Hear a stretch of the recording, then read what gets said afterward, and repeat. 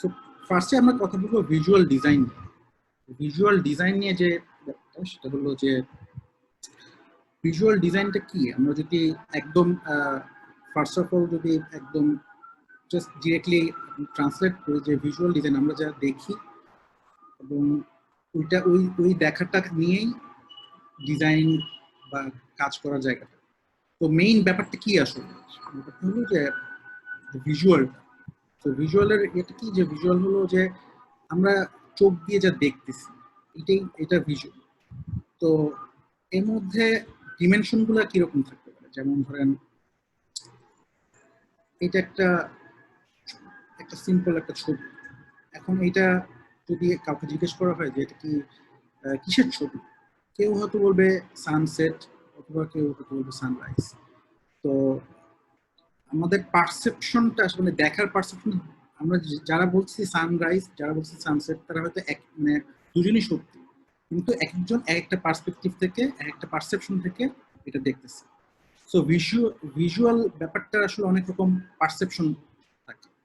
So আমরা যা দেখি সেইটা আমরা যা বলতে পারি, যে আমরা যা দেখতেছি সেটা আমরা যে বলতে পারি, এটার পেছনে আসলে অনেকগুলো কারণ থাকে। সেটা হলো যে আমাদের পার্সোনাল পারসেপশন, আমাদের এক্সপেরিয়েন্স, আমাদের আমাদের ফোকাস, এরকম অনেক কিছু মিলে। এইটা হলো আমার টোটাল ভিজুয়াল এক্সপিরিয়েন্স। তো এখানে একটা চার্ট আমি দেখাচ্ছি, সেটা হলো যে আমরা আমাদের এই সব সেন্স থেকে, এটা হলো একটা ব্রিটেনের একটা স্টাডি থেকে করা, যে আমরা এই সেন্স থেকে আমরা যদি যেই ডাটাটা আমরা দেখতে পাচ্ছি ওটা যদি আমরা নর্মাল কম্পিউটার ডাটার সাথে আমরা যদি ইয়া করি, তাহলে আমরা আসলে এই সেন্স থেকে কতটুকু ডাটা আসলে আমরা অ্যাবজর্ব করি। সো দেখা যাচ্ছে যে এই ভিজুয়াল সেন্সর থেকে আমরা অলমোস্ট 1 গিগাবাইট পার সেকেন্ড রেটে ইনফরমেশন আমরা নিচ্ছি।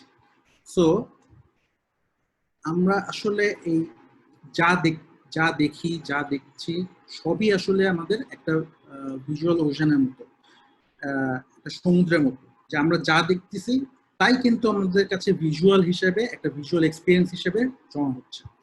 সো ওইখানে থেকে আসলে ডিজাইনটা হলো একটা ফ্যাক্ট, যে আমরা যা দেখতেছি এই যে এই ভাস্ট জায়গা, এই ভাস্ট জায়গার মধ্যে এই ভাস্ট মিডিয়াটা, এই ভাস্ট মিডিয়াটার একটা প্রপার পারসেপশন থাকা দরকার, প্রপার একটা ক্লিয়ারেন্স থাকা দরকার। এই মিডিয়ায় আমরা যা যা এক্সপ্রেস করব, এই মিডিয়ায় যা যা আমরা শেয়ার করব, এবং যা যা যেসব নলেজ বা যেসব ইনফরমেশন আমরা অ্যাবজর্ভ করবো বা গ্যাদার করবো, ওইটার একটা অর্ডার, একটা সিম্পলিসিটি বা একটা ক্লিন এক্সপ্রেশন থাকা দরকার। ওইখান থেকে ওই চাহিদাটা থেকে বা ওই ক্রাইসিসটা থেকে আসলে ভিজুয়াল ডিজাইনের মোটামুটি উৎপত্তি বলতে পারি।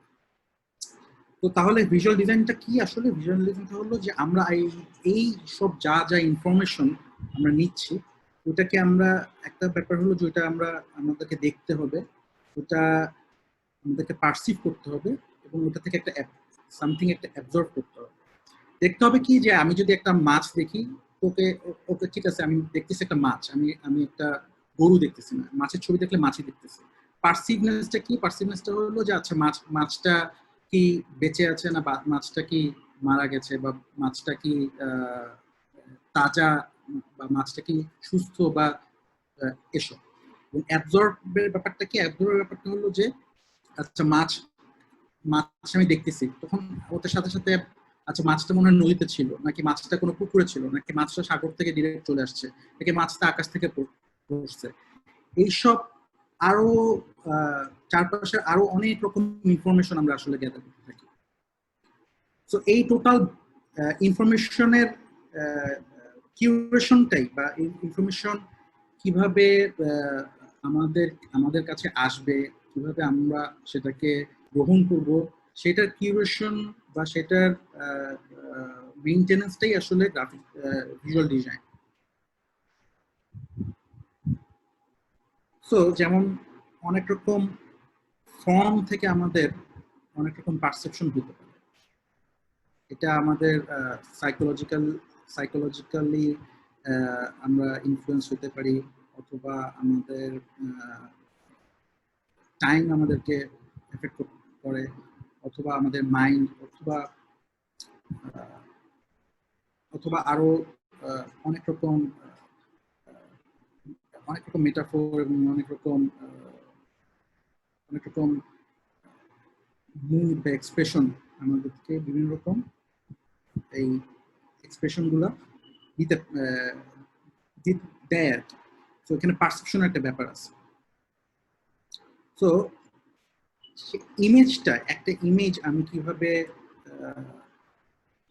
কিভাবে পারসিভ করব, সেইটার অনেক রকম স্টাইলিং থাকতে পারে।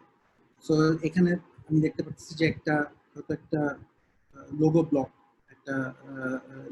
একটা লেগো ব্লক, চারকোনা একটা বাক্স টাইপের জিনিস, লাল রং, এটা একরকম ইনফরমেশন দিচ্ছে।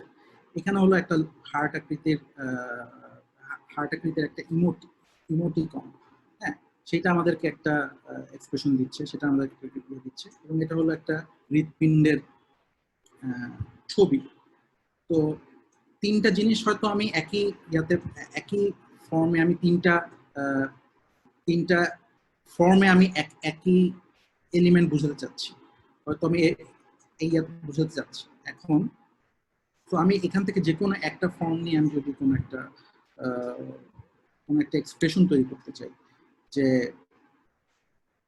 সামথিং আই, এই অবজেক্টটা ইউ, সো এইখান থেকে আমরা একটা কমিউনিকেশন তৈরি হয়।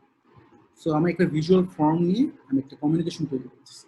সো এটাই বেসিক্যালি ভিজুয়াল কমিউনিকেশন, যে আমার কমিউনিকেশনের আমরা ভিজুয়ালি আমি যে এক্সপিরিয়েন্স শেয়ার করতেছি বা কমেন্টস বা ইনফরমেশন শেয়ার করতেছি, ওই শেয়ারের প্রসেসটা, ওইটার সিস্টেমটা হলো ভিজুয়াল কমিউনিকেশন।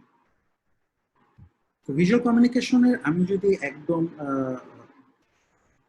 অরিজিন থেকে শুরু করি, যে এটা হলো একটা ওয়ার্ল্ডের মনে হয় ওল্ডেস্ট কেভ আর্ট, যেটা স্পেনে পাওয়া গেছে।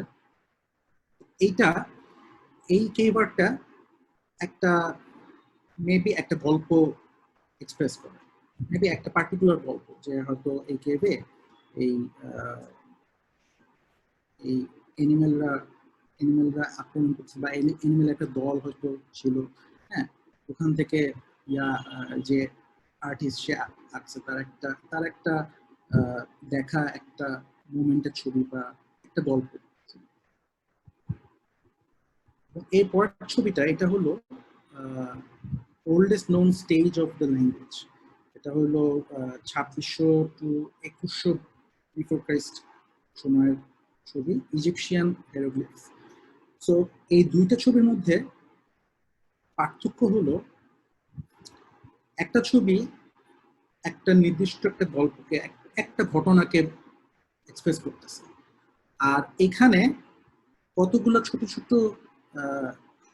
ছোট ইমেজ, যেটা কোনো একটা অর্ডারে আছে, কোনো একটা সিস্টেমে এদেরকে রাখা, এবং এইটা হলো ল্যাঙ্গুয়েজ তৈরি করতেছে। ল্যাঙ্গুয়েজ মানে হলো যে একটা মেকানিজম, যেটা আসলে একটা গল্প না, এরকম শত গল্প বলার একটা মাধ্যম হিসেবে তৈরি হয়।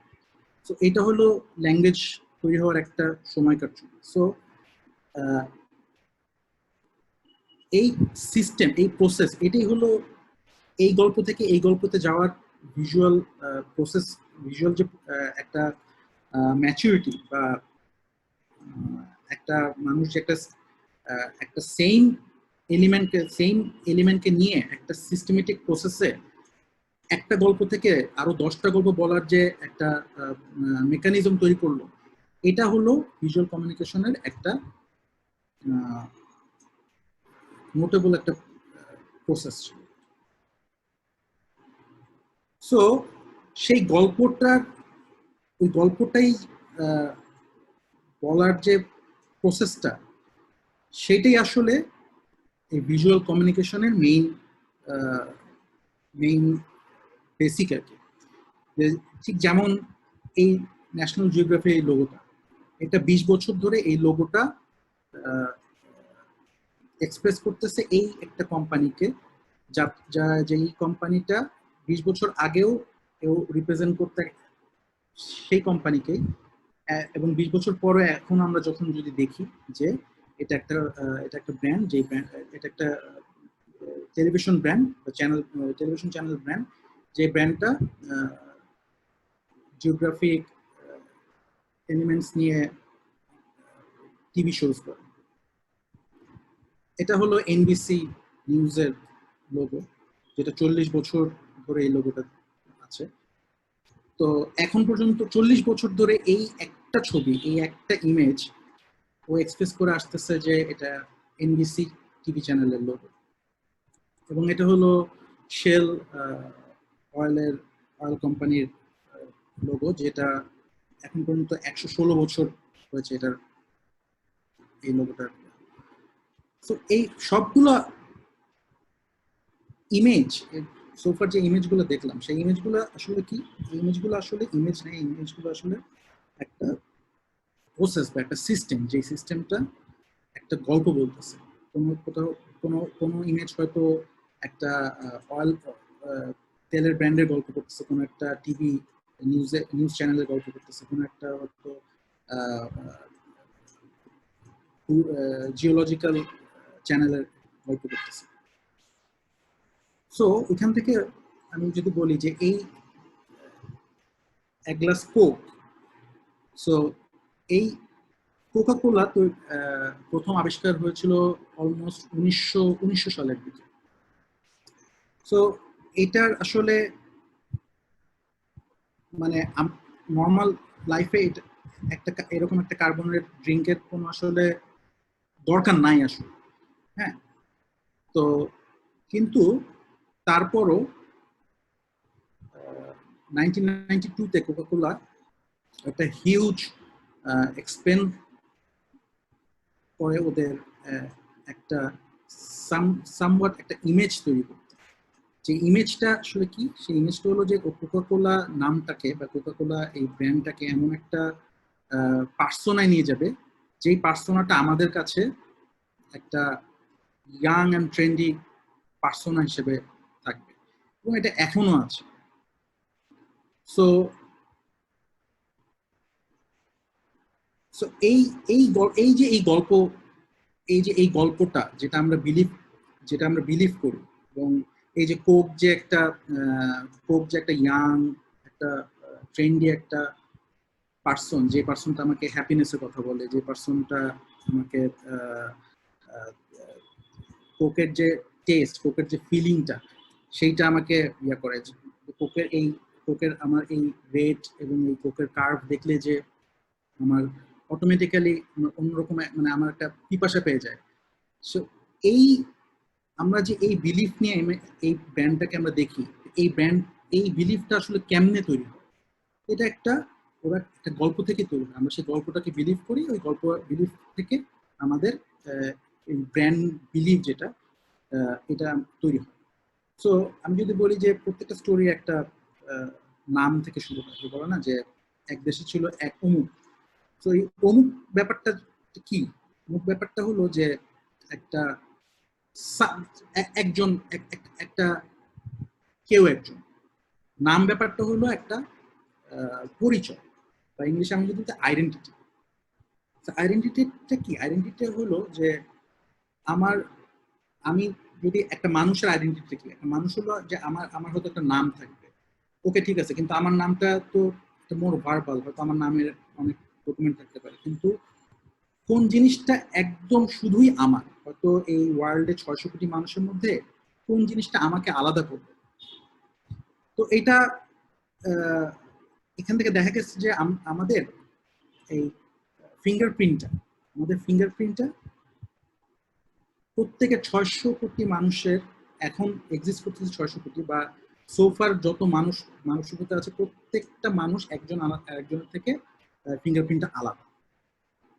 এইটা আমাদের একটা ভালো রকম একটা আইডেন্টিটি হতে পারে।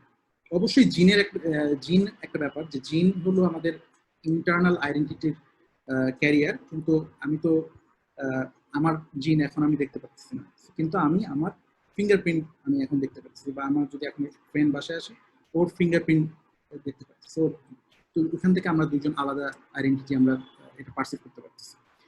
এখন কথা হচ্ছে যে আমরা ছোট থেকে বড় হই, আমাদের কিন্তু আমাদের বডি সেলগুলা রেগুলার মরে যেতে থাকে এবং আবার নতুন করে জন্মায়।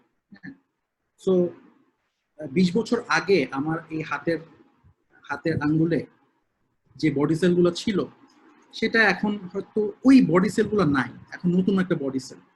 সো আমি যদি বা কেউ যদি কখনো বলেও যে আমি অ্যাকচুয়ালি আগের মতোই আছি, আসলে মানে অনেস্টলি বা ট্রু ফ্যাক্ট আমরা আগের মতো থাকি না। আসলে আমাদের সবকিছু চেঞ্জ হয়, আমাদের এই সেলগুলো চেঞ্জ হয়। অ্যাটলিস্ট আমাদের যে এই ফিঙ্গার টিপের যে সেলগুলা, সেই নতুন সেলগুলা জাস্ট আমার বয়সের থেকে আরো কম বয়স এই সেলগুলো, কিন্তু তারা কিন্তু এখনো আমার এই ফিঙ্গারপ্রিন্টটা কিন্তু আমার কখনো চেঞ্জ হবে না, ফিজিক্যালি ড্যামেজ ছাড়া এমনিতে কখনো চেঞ্জ হবে না। তার মানে কি? তার মানে হলো আমাদের যে ইন্টারনাল জিনটা, সেই জিনটা এমন একটা সিস্টেম ক্যারি আউট করতেছে বা এমন একটা সিস্টেম মেনটেন করতেছে যেটা হলো কখনোই আমাদের এই বেসিক সিকোয়েন্সিংটা বা বেসিক সেল প্রডিউসের যে প্রসেসটা সেটা কখনো নষ্ট করতেছে না। এই জিনিসটাই হলো আমাদের বেসিক আইডেন্টিটি। সো ভিজুয়াল কমিউনিকেশনে আইডেন্টিটিটা হলো যে সামথিং, এটা অবশ্যই ওই সেল কোন ফিঙ্গারপ্রিন্ট তৈরি করতেছে সেটা না, বরং টোটাল সিস্টেমটা। যে আজকে এই সিস্টেমটা হলো যে এরকম একটা ফিঙ্গারপ্রিন্ট তৈরি হবে, এখন এখানে হয়তো 20 বছর আগে যে সেল ছিল সে আজকে থাকবে না, আজকে নতুন একটা সেল আসবে, কিন্তু ও ঠিক এই ফিঙ্গারপ্রিন্টটা বা এই ফরমেশনে এই ফিঙ্গারপ্রিন্টটা তৈরি করবে, যেটা আলটিমেটলি আমার আইডেন্টিটিটা ক্যারি আউট করবে। সো ভিজুয়াল কমিউনিকেশনে আইডেন্টিটি ব্যাপারটা এক্স্যাক্টলি ওরকম। আইডেন্টিটি আমরা অনেকে মনে করি যে আইডেন্টিটি হয়তো একটা ইমেজ, আইডেন্টিটি হয়তো যেমন আমার আইডেন্টিটি কি, আমার একটা পাসপোর্ট সাইজের ছবি, বা একটা গরু কি, একটা গরু হইলো 4 পায়ের একটা জন্তু, লালও হতে পারে, কালো হতে পারে, সাদা হতে পারে, ইমেজটা। বাট আইডেন্টিটি আসলে কখনো ইমেজ না, কারণ আইডেন্টিটি যদি আমি বলি যে আইডেন্টিটি এমন একটা জিনিস যে এটা হইলো কতগুলা ক্যারেক্টারিস্টিক্স বা কতগুলা সিগন্যালসের একটা কম্পোজিশন, যেটা হইলো আমাকে ওই পার্সন বা ওই অর্গানাইজেশন বা ওই কোম্পানি বা ওই ব্র্যান্ড বা এনিথিং, ওই জিনিসটা বা ওই অবজেক্টটার একটা ওই অবজেক্টটা আমাদেরকে চেনাবে বা রিকগনাইজ করাবে। ইমেজ হলো যে আমার ইমপ্রেশনটা, ও দেখতে কিরকম ওটার একটা ইমপ্রেশন। আমার গরু চিন্তা করলে হয়তো আমার মাথায় সবসময় একটা লাল গরু চিন্তা হয়, অনেকের হয়তো গরু চিন্তা করলে হয়তো একটা সাদা গরু চিন্তা আসবে। তো ওইটা হলো গরুটার ইমেজ। ও আমার মাথায় যেরকম ইমপ্রেশন আছে গরুটার ইমেজটা আসলে ওরকম। বাট আমি যদি একটু বলি যে গরুর আইডেন্টিটিটা কি, সেটা হয়তো অন্যরকম, অন্য কোন জিনিস হতে পারে। ঠিক যেমন আবার ওই কোকোকোলার ব্যাপারে আসি। কোকোকোলা 1887-এ যখন কোকোকোলা লঞ্চ হলো, বা 1890-এ কোকোকোলা লঞ্চ হলো, কোকোকোলা এই লোগোটা তৈরি করেছিল যে একটা বোতল কোম্পানি যারা বোতল বানায় তাদের একজন হয়তো ডিজাইনার, সে উড কার্ভিং দিয়ে এই কোকোকোলার এই লোগোটা তৈরি করছে, বেসিক একটা জিনিস। সো এইটা হলো Coca Cola last design, logo design 2007-এ যেটা লাস্ট ইয়ার হয়েছে, সেটা এখনো চলতেছে। তো লোগোটা ক্যারি আউট করতেছে কিভাবে আসলে, হয়তো মাইনর কিছু চেঞ্জ আসছে, কিন্তু আমার এইটার যে 89-এর যে এসেন্সটা, সেটা কিন্তু এখনো ওরা ক্যারি আউট করতেছে। এবং আস্তে আস্তে ক্যারিয়ার ফটোতে এই যে যেমন ওদের বোতলে ওরা এখানে কিন্তু কোনো লোগো নেই, ওদের সেই ফ্লাইং রিবনটা আছে, এবং এগুলো হলো কোকাকোলার 100 বছর পূর্তিতে বিভিন্ন রকম ভিজুয়াল তৈরি করা, যেখানে কিন্তু ওদের কোনো লোগো নাই, কিন্তু আমরা কিন্তু সবাই আমাদের পারসেপশনে আমরা কিন্তু এটা ধরে ফেলবো যে এটা আসলে এটা কি কোক, নাকি এটা আমেরিকান বার্গার, নাকি অন্য কিছু।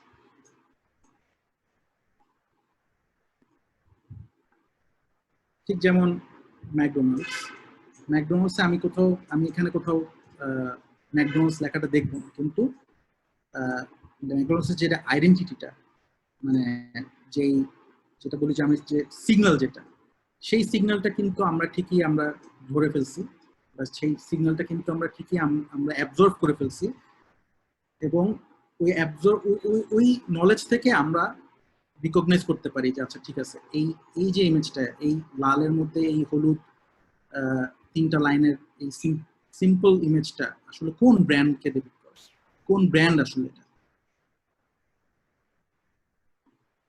যেমন এটা এটা কিন্তু কোনো ব্র্যান্ড না, যে জাস্ট ডু ইট নামে কোনো ব্র্যান্ড না, কিন্তু কিন্তু আমরা সবাই জানি যে এটা কোন ব্র্যান্ড। জাস্ট ডু ইট হলো ওই ব্র্যান্ডটা যে কথাটা বলে। আমার মনে হয় যে জাস্ট ডু ইট কথাটাও যদি বাদ রাখতাম, তারপরে এটা সবাই বুঝতো যে এটা একটা নাইকির লোগো এবং এটা একটা নাইকির অ্যাড। কারণ ব্র্যান্ডটা জাস্ট লোগো না, ব্র্যান্ডটা হলো তার একসময় হয়তো এই সুশ, তার উপরে নাইকি লেখাটা ছিল, তারপর ব্র্যান্ডটা গ্র্যাজুয়ালি আস্তে আস্তে আস্তে আস্তে ওরা একটা জিনিস স্ট্যাবলিশ করছে, ওরা কিভাবে একটা ইমেজের মুড, একটা হয়তো এখানে একটা ফেস দেখা যাচ্ছে, ফেসটার অ্যাট্রিবিউট গুলো কি, ফেসটা এই যে ঘেমে আছে, তার শার্প একটা দৃষ্টি, এগুলো সব কিছু এই নাইকি ব্র্যান্ডটা হয়তো একটা সময় নিয়ে স্ট্যাবলিশ করছে। ওইটার রেজাল্টেন্ট হলো যে ও এখন তার লোগো আর সে ইউজ করার দরকার নেই, সে যেটা বলে জাস্ট ডু ইট, সেটা বললো আমরা তাকেই রেকগনাইজ করি, এবং ইভেন তার এই একটা দাগ, এই দাগটা আসলে আমরা দেখার সাথে সাথে আমরা রিকগনাইজ করে ফেলতে পারি। সো ওরা আসলে মানে ওরা আমাদের পারসেপশনটা নিয়ে ওরা কাজ করছে, এবং ওরা এখানে সাকসেসফুল হয়েছে যে কেমনে আমাদের পারসেপশনে ঢুকে যে ওরা স্ট্যাবলিশ করতে পারে। ঠিক যেমন এই পোস্টারটা, যে এখানে তেমন কিচ্ছু নাই, এখানে আমাদের একটা খুব পরিচিত একটা সিম্বল আছে, এবং এখানে নর্মাল হয়তো একটা স্কেচ, কিন্তু টোটাল জিনিসটা নিয়ে আমাদের একটা পারসেপশন থেকে আমাদের একটা ফেস আছে, এবং আমরা তখন ধরে ফেলি যে আচ্ছা ঠিক আছে, এটা এটা কে আসলে, আমি তো সিম্বলটা চিনি ব্যাটম্যান, দেন ব্যাটম্যানের এটা এটা কি, এটা একটা ফেস, সেই ফেসটা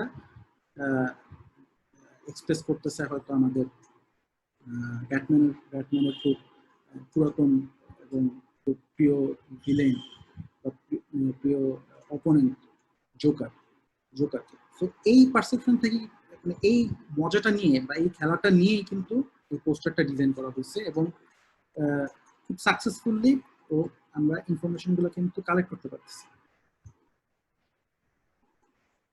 সো ভিজুয়াল কমিউনিকেশন আসলে যেটা দেখার ব্যাপার, যে যেটা ভিজুয়াল কমিউনিকেশন হলো ওই ভিজুয়াল জিনিসটাকে আমরা ভিজুয়ালের বাইরে নিয়ে যাওয়া, গো বিয়ন্ড।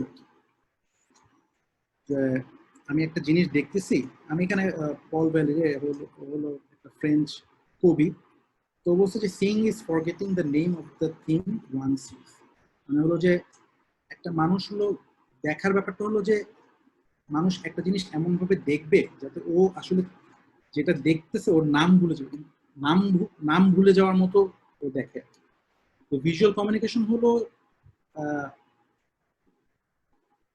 ভিজুয়াল কমিউনিকেশন ওই ওই ওই এক্সপ্রেশন মানে আমাদের মাথা ওই এক্সপ্রেশনটাই স্ট্যাবলিশ করবে, যেটা হলো আমরা হয়তো নাইকি নামটা ভুলে যাব, কিন্তু ওই নাইকি যে গল্পটা বলতেছে, নাইকি যে জাস্ট ডু ইট একটা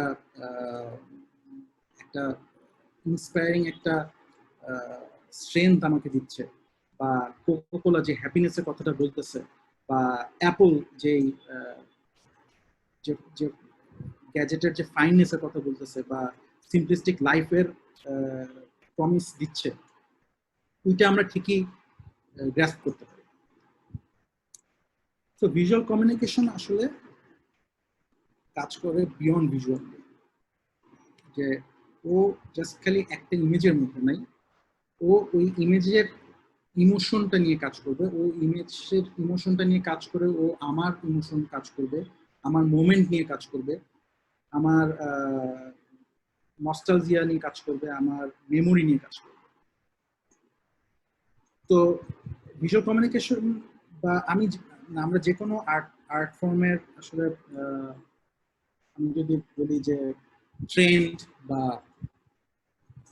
ফিউচার প্রজেকশন বা প্রেডিকশন আর কি, তো আমার কাছে অলওয়েজ দুইটা আর্ট ফর্মকে অনেক কি বলবো আমরা অনেক ফলো করার ট্রাই করি। একটা হলো যে ফ্যাশন, আর একটা হলো মিউজিক। তো এই দুইটা ফর্ম হলো যে অনেক ডিপিক্ট করে যে আচ্ছা ফিউচার প্রজেকশনটা কি, বা একটা স্টাইল বা একটা ট্রেন্ড বা একটা কনসেপ্ট, এটা আসলে কতটুকু ভায়াবল বা কি হতে পারে, বা আজকে আমি 2020-তে বসে আছি, 2015-এ কোন কি হতে পারে আসলে, বা কোন জিনিসটা এক্সপেক্ট করবো আমরা 2050-তে, কোন জিনিসটা এক্সপেক্ট করবো ফর 2070। সো এই জিনিসগুলা, এই কনসেপ্টগুলো আমার কাছে মনে হয় যে ফ্যাশন এবং মিউজিকে খুব ভালোভাবে আসে আর কি, বা আমরা আমরা জিনিসটা ওইভাবে ফলো করি। তো এখানে আমি আসলে মিউজিক গান নিয়ে আসতেছি, যে মিউজিকের যে ভিজুয়াল কমিউনিকেশন, সেখানে যেমন অলমোস্ট সাম রিসেন্ট কাজ বলতে হলো লাস্ট 10-12 বছরের কিছু কাজ, যে অ্যালবাম আর্ট এগুলা। তো এটা যদি বলি যে আসলে ভিজুয়াল কমিউনিকেশনের ট্রেন্ড বা ভিজুয়াল কমিউনিকেশনের প্র্যাকটিসের ধরনগুলো আসলে কিভাবে কিভাবে আসতেছে, মানে এখন কি হচ্ছে, তখন কি হতো, ওই ওইসব চিন্তা করে আসলে সামনে কি হবে বা কি হতে পারে ওগুলো। যেমন ওই সময় আমি যদি খালি অ্যালবাম আর্ট নিয়ে বলি, এটা হলো ভেলভেট আন্ডারগ্রাউন্ডের একটা অ্যালবাম আর্ট, যেটা হলো ব্যানানা অ্যালবাম। এটা খুবই নাম করা, এখানে এই লেখাই আছে যে অ্যান্ডি ওয়ারহল ওদের এই অ্যালবাম আর্ট করছে। এটা বেসিক্যালি অ্যান্ডি ওয়ারহলের একটা আর্ট ওয়ার্ক ছিল। সো অ্যান্ডি ওয়ারহল যখন পপ আর্ট শুরু করলো, তখনকার সময়, এটা মোস্ট প্রবলি 70s এর সময়। এটাও 70s এর খুব নাম করা একটা album art, dark side of the moon, Pink ফ্লয়েডের। তো 70s এর যেটা বলছি, কারণ 70s এ একটা মুভমেন্ট আসছিল, এটা হলো যে ওয়ার্ল্ড ওয়ার পরবর্তী সময়ে অনেক রকম কালচারাল, পলিটিক্যাল, অনেক রকম ইনফ্লুয়েন্সে আর্ট সিনারি তো অনেক কিছু করতেছিল। তো 70s এর ওই সময়টা আসলে একটা জিনিস দেখছি যে সাইকেডেলিক একটা পিরিয়ড চলছে ইউরোপ এবং বেসিক্যালি ব্রিটেনে, এবং তার একই সময় হয়তো আমেরিকায় একটা হিপ হপ মুভমেন্টও ছিল। ওই সময় আসলে এই ভিজুয়াল ডিজাইনগুলো কিরকম ছিল। সো তখন একটা ব্যাপার কি, এটা অলওয়েজ একটা ব্যাপার যে ক্রাইসিস মেক্স আর্ট, বা ক্রাইসিস অলওয়েজ কোন একটা ক্রাইসিস সবসময় একটা নতুন জিনিস বা নতুন ক্রিয়েশনের উপায় খুঁজে দেয়।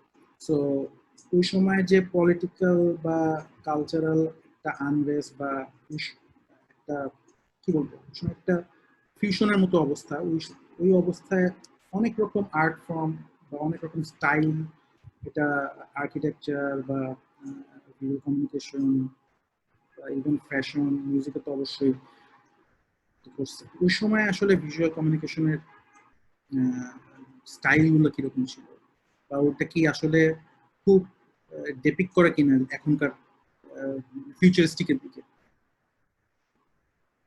এটা হলো অ্যাবে রোডের।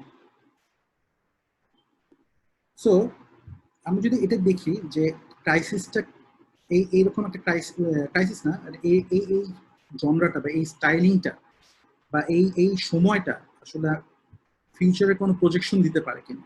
তো আমি ফার্স্টে যখন দেখলাম যে এই আর্টগুলা, যেমন এটা হলো টম ইয়র্কের 2000, এটা মোস্ট প্রবাবলি 2014-15 এর অ্যালবাম, ও লেটেস্ট অ্যালবামের একটা আর্ট ওয়ার্ক, যেটা খুব মিলে যায় হলো ওই 70s এর সাইকেডেলিক সময়ের কারিগর।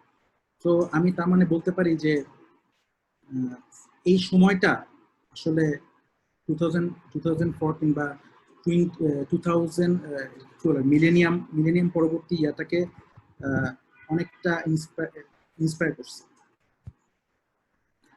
সো ওইটাকে যদি আমি সেই হিসেবে যদি আমি বলি যে তাহলে এখন ব্যাপারটা আসলে কিরকম হচ্ছে রাইট নাও, এখন ব্যাপারটা হচ্ছে যে ভিজুয়াল ডিজাইন বিয়ন্ড ভিজুয়ালে চলে গেছে। সেটা হলো যে আমি যে ফার্স্ট যখন বলছি যে ভিজুয়াল, আমরা সাইট হলো একটা সেন্স, হয়তো এটার সাথে টাচ আছে, এটার সাথে স্মেল এবং আরো অনেক সেন্সরি ব্যাপার স্যাপার আছে। সো এখানে হয়তো এখানে দেখছি যে মেটালিকার ওদের second last album death magnet, সেইটার অ্যালবাম স্লিপ ডিজাইনটা ওরা এখানে এটা করছে হলো Turner Duckworth studio, British studio. So ওরা পুরা টোটাল অ্যালবামটাকে একটা স্টোরি বানিয়েছে, এবং ওটার সাথে স্লিভ, টোটাল জিনিসটা একটা এক্সপিরিয়েন্স যে সিডি স্লিভ খুলবে, একটা বই বের হবে, বইটা এভাবে কফিনের মতো কাটা। সো এই যে পাঁচটা, এই প্রত্যেকটা পেজে এই পাঁচটা থাকতেছে, এবং এই পাঁচটা সহই এই পুরো ডিজাইনটা, এবং এটার মধ্যে লিরিক্স পুরো লেখা এবং মিনিংফুল, নট যে এখানে একটা পাঞ্চ হয়ে গেল, ওটার সাথে ইমেজগুলাকে নিয়ে কাজ করা। টোটাল ব্যাপারটা একটা, আমি গান শুনতেছি, গানের সাথে একটা কমপ্লিমেন্টারি একটা এক্সপিরিয়েন্স।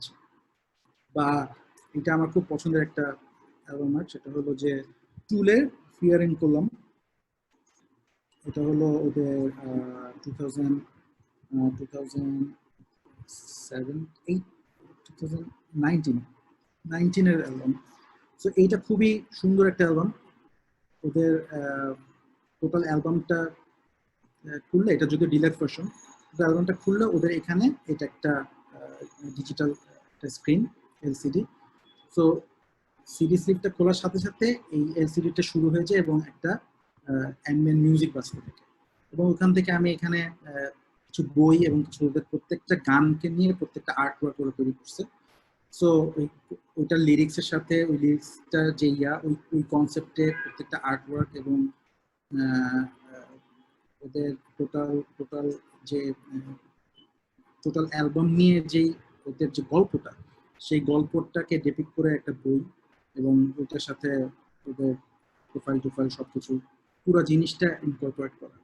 এবং ওখান থেকে আমি হয়তো এই এলসিডিতে আমি সিলেক্ট করতে পারতেছি যে কোন গানটা শুনবো বা কোন গানটা শুনবো। এটা জাস্ট খেলে একটা টিজার টাইপের একটা জিনিস, যে আমরা মুভির যেমন একটা ট্রেলার দেখি।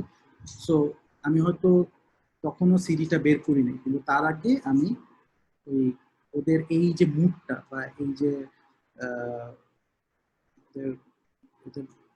এই আর্ট ওয়ার্কটার একটা টিজার বা একটা স্নিক পিক পেয়ে গেলাম, বা আমার একটা তখন আমি ওইভাবে আমার নিজেকে রেডি করে ফেললাম যে আচ্ছা ঠিক আছে, আমি এখন ওদের এই অ্যালবামটা, ওদের এই আর্টওয়ার্কটা আমি এখন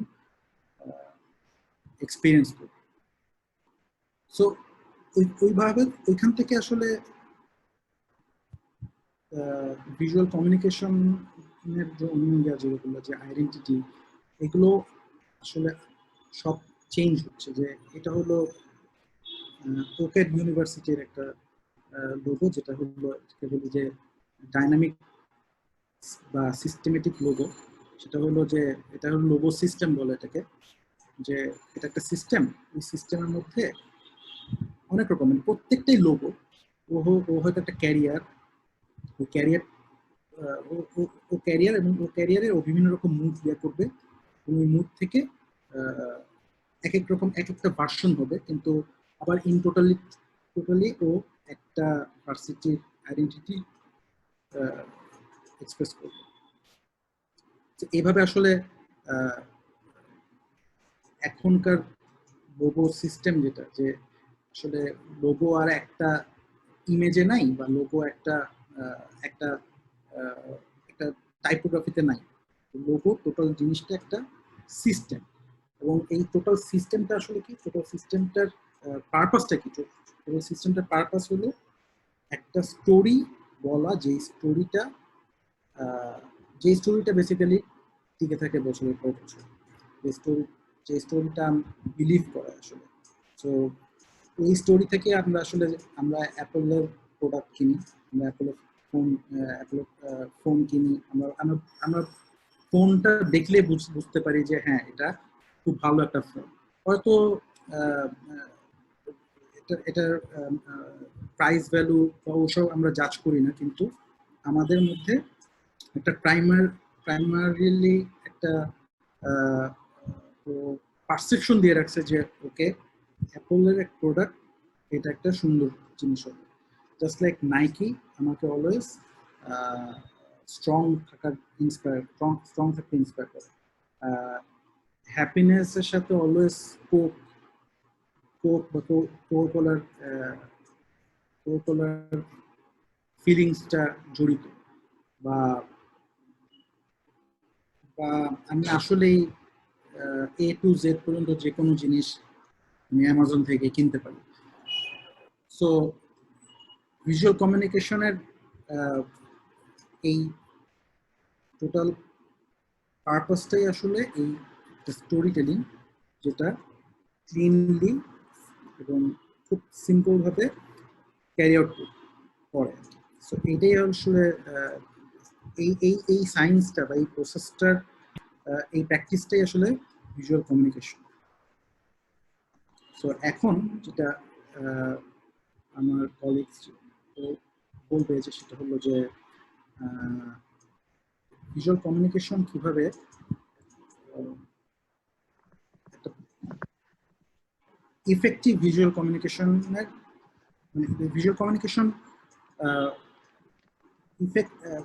ভিজুয়াল কমিউনিকেশন পারফেক্ট না সেটা এক জিনিস, কিন্তু এটা কতটা ইফেক্টিভ, বা ভিজুয়াল কমিউনিকেশনের ইফেক্টিভনেসটা আসলে কি ইফেক্টিভ, ও কেন ইফেক্টিভ, একটা গল্প আমি কেন বলবো, বা আমি অ্যাপলের গল্প আমি কেন কনভিন্সড হব।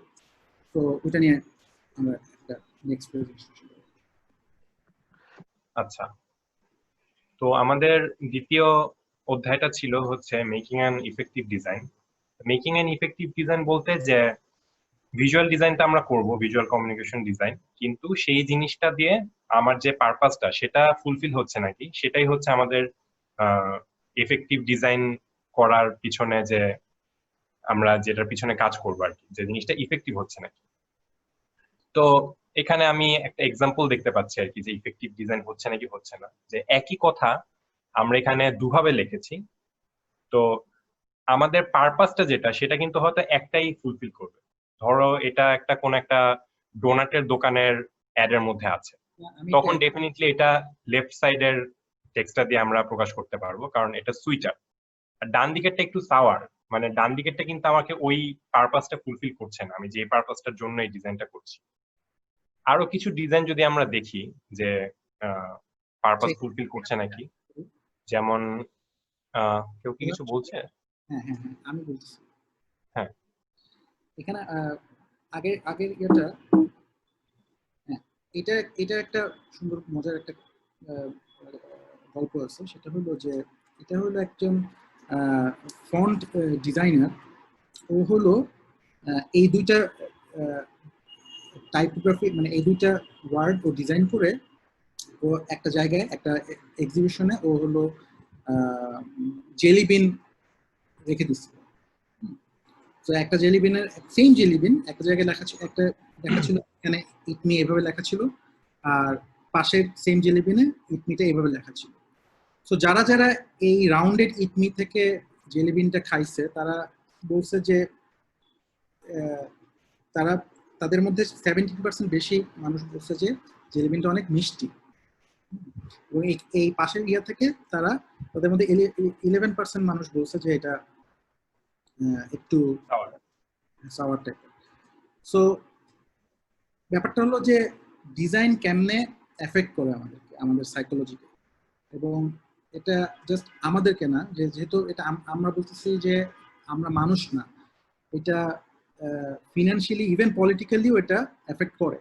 সো ওইটার ইয়াটা হলো নেক্সট স্লাইডটা।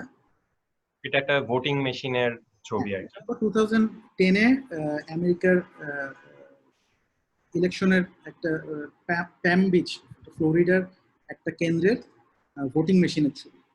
এইখানে এটা হলো যে ভোটিং মেশিনটা হলো এরকম যে এই যে রিপাবলিকানের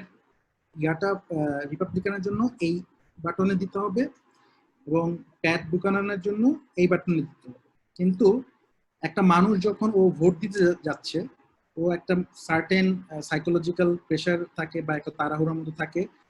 তো ওদের মধ্যে দেখা গেছে যে এই এই সেন্টারে প্রায় 1000টা ভোট আসছে হলো ফল্টি। ফল্টি মানে হলো যে 1000টা ভোটে মানুষ হলো এই প্রথম, যেমন এই প্রথম দুইটা ইয়াতে মানুষ ভোট দিচ্ছে, যেটা আসলে ফল্ট মানে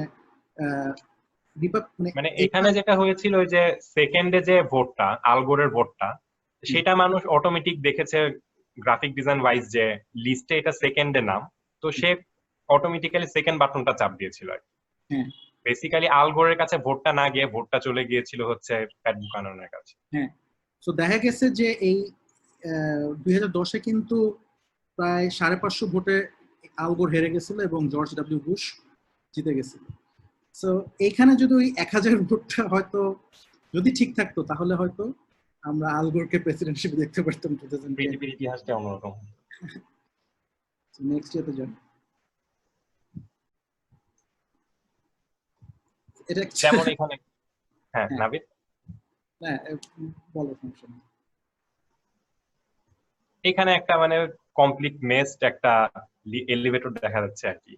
তো মানে হাউ ডিজাইন ক্যান গো রং, এটা হচ্ছে একটা এক্সাম্পল যে উপরে উঠবো নিচে নামবো কোন বাটনটা চাপ দিতে হবে জানার কোনো উপায় নেই আর কি। যে বাটনের সাথে লেখাটা কোনটা বাটন কোনটা লেখা এটা বোঝার কোনো উপায় নেই। আবার একটা সিঁড়ি, এই সিঁড়িতে নামতে গেলে অ্যাক্সিডেন্টের চান্স 100%, কারণ প্যাটার্নটা এমন ভাবে দেওয়া হয়েছে যে বোঝা যাচ্ছে না কোথায় স্টেপ গুলা। সো বেসিক্যালি পারপাস যে ডিজাইন যখন আমরা করব, যে হয়তো একদিক দিয়ে চিন্তা করলে এই সিঁড়িটাতে কোনো ডিজাইনই দরকার ছিল না, সিঁড়িটা যদি আমরা ব্ল্যাঙ্ক রেখে দিতাম তাহলে হয়তো ইনফ্যাক্ট বেটার হতো আর কি সিঁড়িটার। তো ডিজাইনের পারপাসটা আমার যেখানে ছিল যে সিঁড়িটাকে ক্লিনলি বুঝানো, সেখানে ডিজাইন করতে গিয়ে আমি ওই পারপাসটাকে ভুলে গিয়ে জিনিসটাকে ডেকোরেটিভ করতে গিয়ে সেই পারপাসটাকেই নষ্ট করছি। তো ডিজাইনটাকে ভালো করার জন্য মেইন যেটা সেটা হচ্ছে ডিজাইনটার পারপাসকে এটা আগে আমাদের চিন্তা করতে হবে যে ডিজাইনটা কি কোনো মেসেজ দিতে যাচ্ছে, নাকি ডিজাইনটা কোনো কিছুকে ডেকোরেটিভ বানাতে যাচ্ছে, নাকি ডিজাইনটা কোনো স্টোরি বলতে যাচ্ছে, নাকি ডিজাইনটা কোনো একটা লিস্টকে ক্লিন ভাবে দেখাতে যাচ্ছে। এটা তা আমি এখানে একটা এক্সাম্পল দেখাচ্ছি, সেটা হচ্ছে ছুরি। ছুরি আমরা সবাই ইউজ করি কাটাকাটির জন্য। হ্যাঁ, তো আমাদের ওখানে পারপাসটা হচ্ছে কোনো কিছু কাটা। তো এখন এই সেম ছুরি যখন আমরা যদি আমাদের গ্রাম দেশে কোনো রান্নাঘরে দেই যেখানে নিচে বসে কাজ করছে, সেখানে কিন্তু ওরা এই ছুরিটা পাবে, কিন্তু তাদের পারপাসটা কিন্তু ফুলফিল হবে না, কারণ সেখানে তারা দাঁড়িয়ে কাজ করছেন না বা সেখানে তারা কোনো কাটিং ম্যাট নাই বা এই টাইপের কিছু নেই। তো সেখানে কিন্তু তাদের দরকার, তাদের নিড থেকে যে ডিজাইনটা আসছে সেটা হচ্ছে বটি। কারণ গ্রাম দেশে মানুষ লাকড়ির চুলা ইউজ করে, লাকড়ি সেখানে অ্যাভেলেবল, সো চুলাগুলা লাকড়ির হয় যেটা মাটি দিয়ে বানানো হয় এবং ফ্লোরে থাকে, এবং ওরা সবসময় বসেই কাজ করে, যে একই লেভেলে চুলা থাকে, একই লেভেলে কাটাকাটি। এবং বটির যে একটা স্পেশাল গুণ আছে সেটা হচ্ছে বটিটা ওই গ্র্যাভিটিটাকে ইউজ করে, যে আমি যে জিনিসটা কাটছি, মাছ বা যাই কাটি, মাছের গ্র্যাভিটিতে, গ্র্যাভিটেশনাল পুলেই মাছটা কেটে যায়, আমাকে আলাদা করে কোনো প্রেসার দিতে হয় না। তো এইটা কিন্তু একটা পারপাস থেকে এই ডিজাইনটা আসছে, রাদার দেন অ্যাস্থেটিক বা যাই হোক। তো ওই পারপাসের জন্য কিন্তু আমাদের এই ডিজাইনটা লাগবে, রাদার দেন সেট অফ ছুরি। সেই ছুরি যতই সুন্দর হোক, যতই ধারালো হোক, যাই হোক না কেন, সেই ক্ষেত্রে ওইটা এই পারপাস সলভ করবে না। আচ্ছা, তারপরের ইয়েতে যদি যাই, যে ডিজাইন শুড স্পিক ক্লিয়ারলি, মানে আমাদের ডিজাইনের যে বক্তব্যটা, সেই বক্তব্যটাই ডিজাইনটা থেকে আসা উচিত, রাদার দেন অন্য যে কোনো কিছু। যেমন এখানে একটা রিসেন্ট পোস্টার সিরিজ, এটা কোভিড সময়ে একজন বানিয়েছে। এইটা হচ্ছে মানে যখন পরিস্থিতি একটু একটু নর্মাল হওয়া শুরু করলো, যে আমরা বিভিন্ন জায়গায় যাচ্ছি, কনসার্টে যাচ্ছি বা ক্যাফেতে যাচ্ছি বা সেলুনে যাচ্ছি, সেইটা যাবত আমরা ঠিকই, কিন্তু আমাদের মাস্কটা পরতে হবে আর কি এখন। তো সে কিন্তু খুব বেশি কথা না বলে ছোট ছোট ইলাস্ট্রেশনের মাধ্যমে বুঝিয়ে দিয়েছে বক্তব্যটা। হ্যাঁ, সেখানে কিন্তু সে কোথাও টেক্সটে বলে দেয়নি যে হ্যাঁ, যখন সেলুনে যাচ্ছ তখন তুমি মাস্ক পরে যাও, মাস্ক না পরে গেলে বিপদ, বা যখন তুমি ক্যাফেতে যাচ্ছ তখন অবশ্যই তোমার মাস্ক পরা উচিত। সে বলছে miss rock concerts back to normal is up to you, এবং নিচে একটা ইলাস্ট্রেশন। এই ইলাস্ট্রেশনটাতেই বোঝা যাচ্ছে যে সে কনসার্টও গিয়েছে এবং সে মাস্কটাও পরা। সিমিলারলি বাকি দুটি ইলাস্ট্রেশন একই রকম বোঝা যাচ্ছে যে খুব কম কথায় তার যে বক্তব্যটা, সেই বক্তব্যটা কিন্তু প্রকাশ পেয়েছে। পরের স্লাইডে যাই। এইটা খুব বিখ্যাত একটা ইলাস্ট্রেশন, সম্ভবত 1977-এ, এটা city branding, new York city. এখানেও আমরা সেই একই কথা, যে যে বক্তব্যটা, সে বক্তব্যটা খুব কম কথা এবং ইজিলি প্রকাশ করা। যেমন এখানে কিন্তু সে অনেক কিছু বলেনি, বা অনেক অনেক রকম গ্রাফিক জেনারেট করেছে, বা অনেক বড় একটা কপি, অনেক বড় লেখা, এসব কিছুই না। ডিজাইনার এখানে ছোট একটা লেখা বের করেছে, যেটা আগে কেউ কখনো দেখে নাই, এরকম লেখা, আই লাভ এনওয়াই, শেষ। এবং এই লেখাটা তারপর একদম ওয়াইল্ড ফায়ারের মতন সব টি শার্টে, সব টুপিতে, সব পোস্টারে, আই এম শিওর আপনারা অনেকেই দেখেছেন এই ইয়েটা। তো এটা, এবং এখনো এটা খুব পপুলার একটা ব্র্যান্ডিং আমি বলবো, যে এইটার মেইন স্ট্রেংথটাই ওইটা, যে একদম অল্প কথায় জিনিসটা সে নতুন একটা কিছু বানিয়েছে, যেটা মানুষ ওন করছে, যেটা মানুষ নিজে পড়তে পছন্দ করছে, যেটা মানুষ টুপিতে পড়তে পছন্দ করছে, বা যেটা দেখলে তার মধ্যে একটা সেন্স অফ বিলঙ্গিংনেস তৈরি হচ্ছে। এইটা অল্প কথায় কমিউনিকেট করার একটা উদাহরণ। আচ্ছা, মোর দেন লোগোস, এটা আরেকটা স্টেপ। এটা নিয়ে নাবিদ একটু আগে বলেছে যে মোর দেন লোগোস বা মোর দেন ভিজুয়াল বলা যেতে পারে, যে আস্তে আস্তে সময়ের সাথে সাথে জিনিসগুলা খালি লোগোর বাইরে এসে জিনিসটা একটা সিস্টেমে দাঁড়িয়ে যাচ্ছে। যেমন এখানে মাইক্রোসফটের লোগোটা আমরা দেখাচ্ছি, যে মাইক্রোসফটের লোগোটা কিন্তু ইটসেলফ একটা লোগো হলেও এটার যে পুরো সিস্টেমটা, Microsoft office, Microsoft Outlook, Windows explorer, সবকিছুর লোগোটা কিন্তু এখান থেকেই জেনারেট হচ্ছে। সো এটা বেসিক্যালি একটা সিস্টেম হিসাবে দাঁড়িয়ে গেছে। এখানে আরেকটা, এটাও একটা ডায়নামিক লোগো সিস্টেম বলবো, যে এখানে লোগোটা ইটসেলফ একটা ক্যারিয়ারের মতন হয়ে গেছে, যে বিভিন্ন ভিজুয়াল বা বিভিন্ন কালার এটা এটা ক্যারি করতে পারছে, এবং একটা লোগো থেকে সে বিভিন্ন রকম ভিজুয়াল জেনারেট করতে পারছে। প্রত্যেকটা লোগো দেখেই কিন্তু আমরা অরিজিনাল লোগোটাতে পৌঁছাতে পারছি। যেমন এখানে আরেকটা লোগো সিস্টেম দেখানো হচ্ছে, যে এমআইটি মিডিয়া ল্যাব। তো এমআইটি মিডিয়া ল্যাবের যে জিওমেট্রিটা, সেই জিওমেট্রিটা থেকে কিন্তু সে আরো অনেকগুলা লোগো বা নেমোনিক জেনারেট করেছে। কিন্তু যে কোনো একটা লোগো বা নেমোনিক দেখলেই আমরা ওই এমআইটি মিডিয়া ল্যাবের কথা মনে করতে পারবো, সেটা লাইন থিকনেসের কারণে হোক, ফন্টের কারণে হোক, লোগোটার সাথে টেক্সটটা কি প্রপোর্শনে আছে সেটার কারণে হোক, যে কারণেই হোক, কিন্তু সিস্টেমটা সে জেনারেট করেছে। তো বেসিক্যালি সে যখন এই প্রথম লোগোটা ডিজাইন করছিল এমআইটি মিডিয়া ল্যাবের, তখন কিন্তু তার মাথায় পুরো জিনিসটাই ছিল যে সে আসলে একটা সিস্টেম ডিজাইন করছে রাদার দেন আ লোগো। তো সে যদি এই এরকম সিস্টেম না করে একটু রিজিড কিছু করতো, তাহলে কিন্তু তার বাকি লোগোগুলা জেনারেট করা সম্ভব হতো না। তো শুরুতেই যখন সে মাথায় রেখেছে যে তার একটা সিস্টেম জেনারেট করতে হবে, তখন কিন্তু ওইটার একটা রিফ্লেকশন তার লোগোটার মধ্যে, বা তার মেইন যে ভিজুয়ালটা, কি ভিজুয়াল, ওইটার মধ্যে প্রকাশ পেয়েছে। আমাদের কিছু কাজ দেখাচ্ছি, তো আমরা চাচ্ছি আমাদের যে থট প্রসেসটা আমরা কিভাবে করি। যেমন এটা ছিল হচ্ছে আইসিটি মিনিস্ট্রির একটা একটা উইং স্টার্টআপ বাংলাদেশ, এটা হচ্ছে বাংলাদেশের বিভিন্ন স্টার্টআপদেরকে নিয়ে কাজ করে।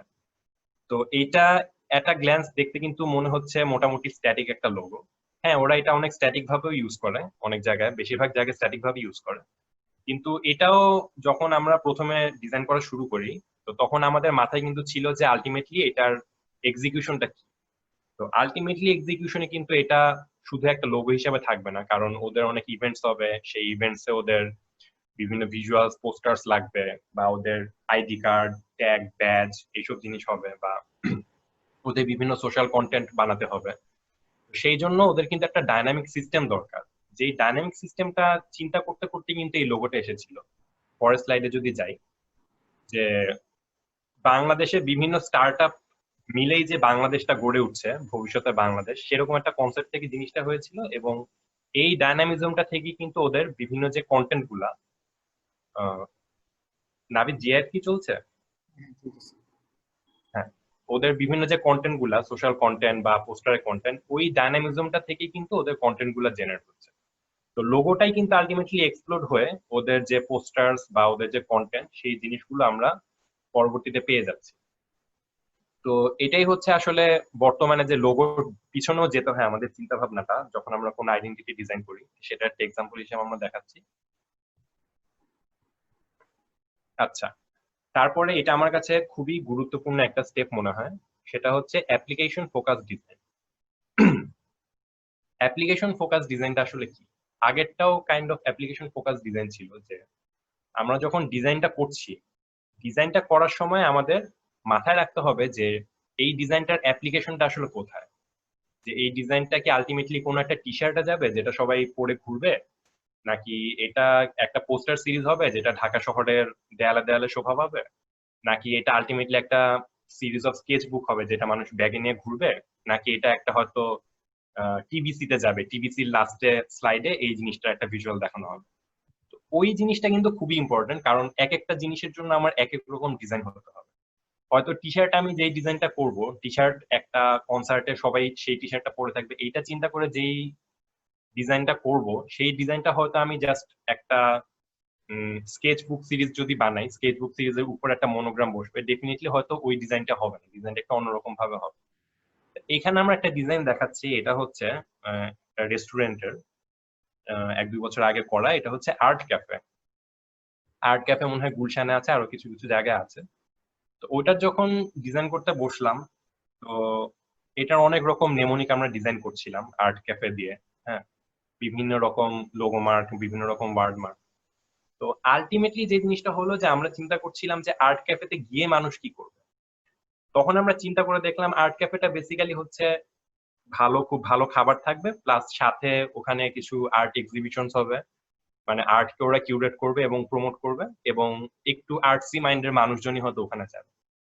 তো আমাদের মাথায় সিনারিওটা এরকম আসছিল যে ওরা গিয়ে কিছু আর্ট দেখবে, নিজেরাও কিছু আর্ট করবে, হয়তো যখন ওরা খাবারের জন্য অপেক্ষা করবে তখন তারা বসে একটা ছোট স্কেচ বুকে বা কাগজে দাগাদাগি করবে। সেখান থেকে কিন্তু আমাদের রিভার্স ইঞ্জিনিয়ারিং করে আমাদের লোগোমার্কটা আসে। তো এইটা কিন্তু কাইন্ড অফ লোগোমার্ক আমি বলবো। আলটিমেটলি লোগোমার্কটা ছিল জাস্ট দুইটা সার্কেল, যে দুইটা সার্কেলের একটা রিপ্রেজেন্ট করছে আর্টকে আর একটা রিপ্রেজেন্ট করছে ক্যাফে বা ফুডকে। তো আগের ভিজুয়ালটা যদি দেখি, এই আমাদের এই সার্কেল দুটোই কিন্তু একই সাথে ওই ক্যারিয়ারের মতন একটা কাজ করছে, যে একটা ক্যারি করছে হচ্ছে আর্টকে আর একটা ক্যারি করছে ফুডকে। যেমন এই এই ভিজুয়ালটাতে ওই মানে ভিঞ্চির মাইকেল অ্যাঞ্জেলো ড্রয়িং এটা, হ্যাঁ, ওই হাতটা বের হয়ে একটা স্যান্ডউইচকে টাচ করছে, এরকম একটা ব্যাপার।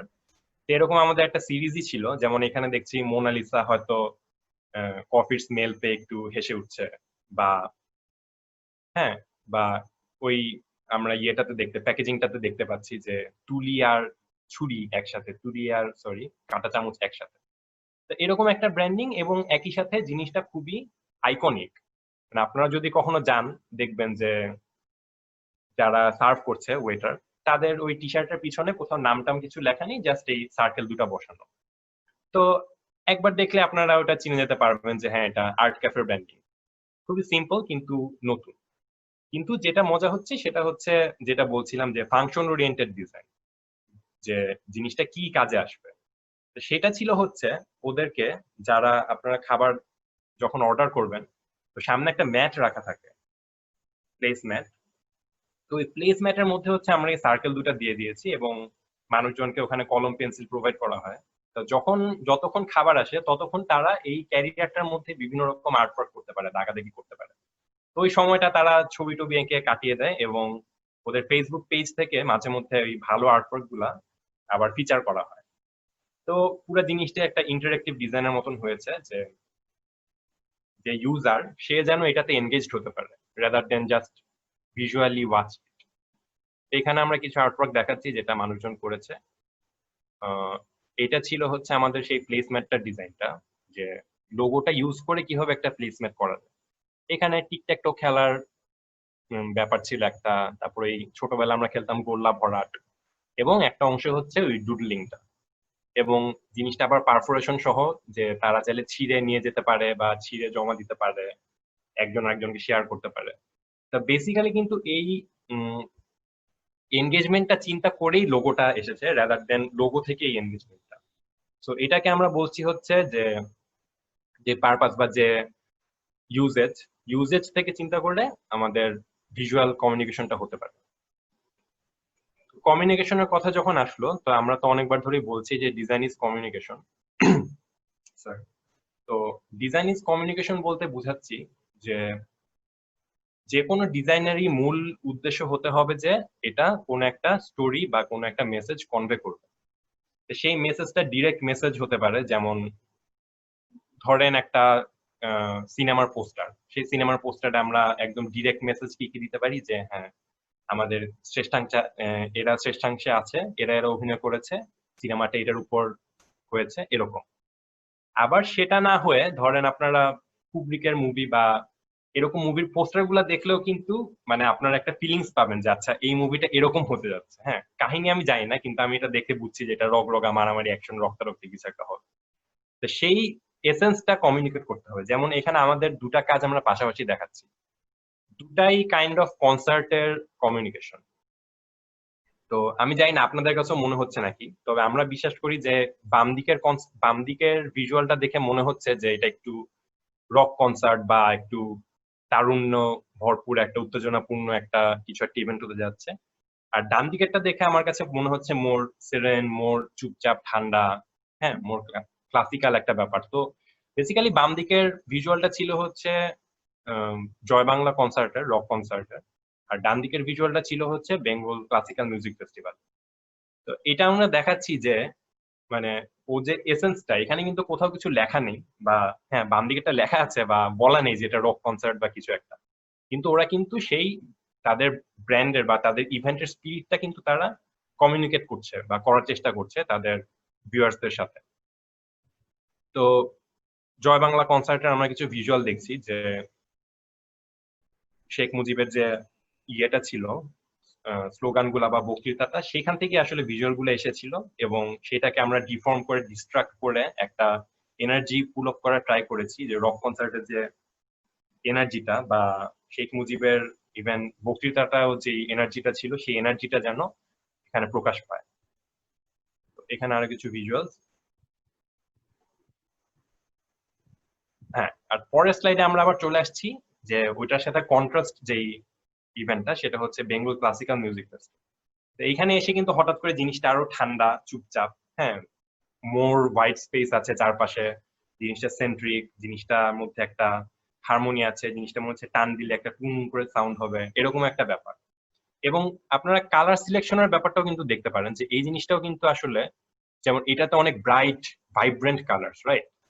মানে এটাতে লাইক আই ডোন্ট কেয়ার যে কি কালার দিব, আমি পিঙ্ক দিব, আমি ব্রাইট ব্লু দিব, এরকম কালার দিব। হ্যাঁ, এখানে এসে আবার আমরা মাটির কাছাকাছি চলে আসছি, যে যেহেতু এটা খুবই হিউম্যান একটা শো হবে, এটার মধ্যে ব্লু, এটার মধ্যে গোল্ডেন, হ্যাঁ ডার্ক ব্লু, সিলভার, এই কালার গুলো নিয়ে আমরা কাজ করেছি। এবং এই আইডেন্টিটিটা করার সময় আমাদের মাথায় আরেকটা জিনিস ছিল, যে ইউজেজের কথা যেটা আগে বলেছি, ওই ইউজেজের মধ্যেও ওদের ইভেন্টের যে টোনটা বা ইভেন্টের যে আইডেন্টিটিটা, সেটা যেন প্রকাশ পায়। যেমন ওদের কিছু গিফট আইটেমস ছিল যে একদম লোকাল পেপারে সুন্দর করে প্রিন্ট করা, যেন ওরা ধরে বুঝতে পারে যে এটা প্রিন্টেড টেকনোলজি।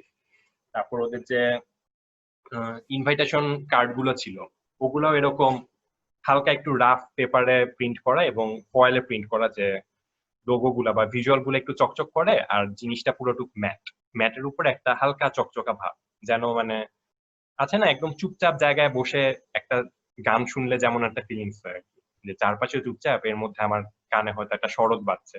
তো ওরকম একটা এক্সপ্রেশন যেন ওদের ইভেন প্রিন্ট মিডিয়াতেও থাকে, সেই চিন্তা করে কিন্তু আমরা ভিজুয়াল গুলা যে চিকন চিকন লাইন্স থাকবে, যেন প্রিন্ট মিডিয়া একটা অন্যরকম এক্সপ্রেশন আসে রাদার দেন নর্মাল আমাদের যে প্রিন্ট টেকনোলজি। তো ওই জিনিসগুলো চিন্তা করে কিন্তু করা। তো এগুলো দেখাচ্ছি আসলে যে যেটার জন্য কাজটা করছি সেই কাজটার স্পিরিটটা যেন আলটিমেট প্রোডাকশনটাতে থাকে, সেই জিনিসটা মাথায় রাখতে হবে ডিজাইনটাকে এফেক্টিভ বানানোর জন্য। হয়তো এখানে যদি আমরা একদম নর্মাল প্রিন্ট, 4 কালার প্রিন্ট, একটা তবলার ছবি, সেটার মধ্যে একটা ম্যাট লেমিনেশন করা চকচকা ইউজুয়ালি যেটা হয়, ওটা করলে হয়তো এই এফেক্টটা আসতো না। এবং আরেকটা জিনিস, এটা হচ্ছে ওইটার নেমোনিকটা ছিল যে বাংলাদেশে থেকে যখন আমরা কাজ করছি তখন আমাদের খুব মানে রিচ একটা রিসোর্স হচ্ছে বাংলা ভাষাটা বা বাংলা টাইপোগ্রাফি, এইসব জিনিসগুলো, যে এই জিনিসগুলো কিন্তু বাইরে পাওয়া কঠিন আর কি। কারণ আমাদের সবকিছুই কিন্তু ইন্টারকানেক্টেড, যেমন আমাদের যে লেটার ফর্ম বা টেক্সটের ফর্ম, সেই ফর্মগুলো কিন্তু আমাদের দেশের যে ল্যান্ডস্কেপ বলেন বা আমাদের দেশের কালচার বা যে জিনিসগুলাই হোক, আমরা যেভাবে মাটির পাতিল বানাই, হ্যাঁ, কামার কুমোররা, তারপর আমাদের ল্যান্ডস্কেপ গুলা যেভাবে নদী বয়ে গেছে, সেই নদীর কারণে আবার আমরা ধান ক্ষেত গুলো কাটছি, হ্যাঁ, রাউন্ডেড ফর্ম, সেইগুলোর একটা এক্সপ্রেশন কিন্তু আমাদের এই লেটার ফর্ম বা আমাদের যে আর্ট, আমরা যে ছবি আঁকি, পটচিত্র করি, সেগুলোর মধ্যে কিন্তু একটা ইমপ্রেশন পাওয়া যায়, কানেকশনটা আছে। তো ওই জিনিসগুলো যদি আমরা স্টাডি করি তাহলে কিন্তু আমাদের বাংলাদেশের ডিজাইনারদের ডিজাইন আসলে এমন একটা রিচনেস পাবে যেটা গ্লোবাল স্ট্যান্ডার্ডের কোনো ডিজাইনার করতে পারবে না। তো আমরা আমাদের ডিজাইন করার সময় সবসময় ট্রাই করি তো যে ওই ওই জিনিসগুলা থেকে ইন্সপিরেশন নেওয়ার। তো এটা ক্লাসিক্যাল মিউজিক ফেস্টের ব্র্যান্ডিং ছিল, যে ওই সুরের যে কার্ভ গুলা, মানে সুরটা যেমন আমাদের মধ্যে দিয়ে বয়ে চলে যায়, হ্যাঁ, ওই ওখান থেকে ইন্সপিরেশন নিয়ে এই ব্র্যান্ডিংটা হয়েছিল। আরো একটা ছবি দেখাচ্ছে। তো এতক্ষণ যা বললাম সেটা হচ্ছে যে ডিজাইনের স্পিরিটটা যেন ক্যারি হয়। আর এখানে আমরা একটা বলছি যে ডিজাইন শুড বি প্লেফুল। তো আমরা যেহেতু ভিজুয়াল ডিজাইন করবো, আমাদের কাছে যখন কেউ আসবে তখন সে অবশ্যই চাবে যে এটা মানডিন কোনো ডিজাইন না হয়, এটার মধ্যে একটা একটু এক্স ফ্যাক্টর থাকুক, কোনো একটা এক্সট্রা মাইল যেন আমরা যাই, বা ডিজাইনটা যেন একটু ভাবায়। তো ডিজাইনটা যদি একটু ভাবায় তাহলেই কিন্তু ডিজাইনটার মধ্যে একটা মজা চলে আসে, বা ডিজাইনটা যদি ওরকম ক্যাপাসিটি থাকে যে অন্যরকম কিছু হয়ে যাওয়ার। যেমন এমটিভির লোগোটা ছোটবেলায় খুব অসম্ভব প্রিয় একটা জিনিস ছিল, যে যেই ইভেন্টই হতো ক্রিসমাসের সময় একরকম হয়ে যাচ্ছে, ঈদের সময় আর একরকম হয়ে যাচ্ছে, হোলির সময় একরকম হয়ে যাচ্ছে। তো এটা একটা এক্সাইটমেন্ট যে সবসময় ওয়েট করতাম যে নেক্সট কি হবে, এমটিভির লোগোটা নেক্সট কিরকম দেখাবে। তো এইটা কিন্তু ওদের মানে লোগো ইটসেলফ হয়তো খুব স্ট্রং, হ্যাঁ সুন্দর, খুবই এক্সট্রিমলি সুন্দর লোগো, কিন্তু এটার মেইন স্ট্রেংথটা কিন্তু এটার এই অ্যাডাপটিভনেসটাতে, যে ও যে সময়ের সাথে সাথে চেঞ্জ হয় বা বিভিন্ন ইভেন্টকে যে ও নিজের মধ্যে ধারণ করার একটা ক্যাপাসিটি ওর আছে, এটা কিন্তু ওর মেইন স্ট্রেংথ। এটাই কিন্তু ওর এক্স ফ্যাক্টরটা, যেটার কারণে ও এত স্পেশাল। যেমন এটা আমাদের করা একটা ব্র্যান্ডিং, এটা হচ্ছে আইবি স্টুডেন্ট ফেস্টের একটা ব্র্যান্ডিং ছিল। তো এটাও খুব নর্মাল, যে স্টুডেন্ট লেখাটাকেই আমরা ডিস্টর্ট করে টেনে হিচড়ে একটা টেক্সচারের মতন করেছি বা ফর্মের মতন করেছি, যেটা থেকে ভাইব্রেন্ট কালার্স দিয়ে আমরা পোস্টার গুলা জেনারেট করেছি। আচ্ছা, এখানে একটা লোগো, এটা 50 ইয়ার্স অফ আর্টিশার নেমোনিক ছিল। তো এটা একদমই সিম্পল লোগো, এটা খুবই স্ট্যাটিক, এটার খুব বেশি আলটিমেটলি এক্সিকিউশন হয়নি, কিন্তু এই সিম্পল লোগোটা আলটিমেটলি সবাই পছন্দ করেছিল, যেটার কারণ হচ্ছে এটার প্লেফুলনেসটা। যে এটা কিন্তু বেসিক্যালি কিছুই না, আর্কেশিয়ার যে লোগোটা আছে, আমরা হচ্ছে 50 লেখাটাকে নিচ দিয়ে অর্ধেক করে কেটে দিলে সেটা আলটিমেটলি আর্কেশিয়ার লোগোটা হয়ে যাচ্ছে। তো এটাই হচ্ছে এটার প্লেফুলনেসটা। সিম্পল বাট প্লেফুল, সেজন্য আলটিমেটলি সবাই খুব পছন্দ করেছিল এবং এটাই শেষ পর্যন্ত ইউজ হয়েছিল। তো এটা আমাদের খুব পছন্দের একটা লোগো, যে কমের মধ্যে প্লেফুল কিভাবে হতে পারে একটা ব্র্যান্ডিং। আচ্ছা, এবং playfulness not only visually but also জিনিসটা কিভাবে ব্যবহার হচ্ছে বা ফিজিক্যাল ওয়ার্ল্ডে জিনিসটার প্রেজেন্সটা কেমন।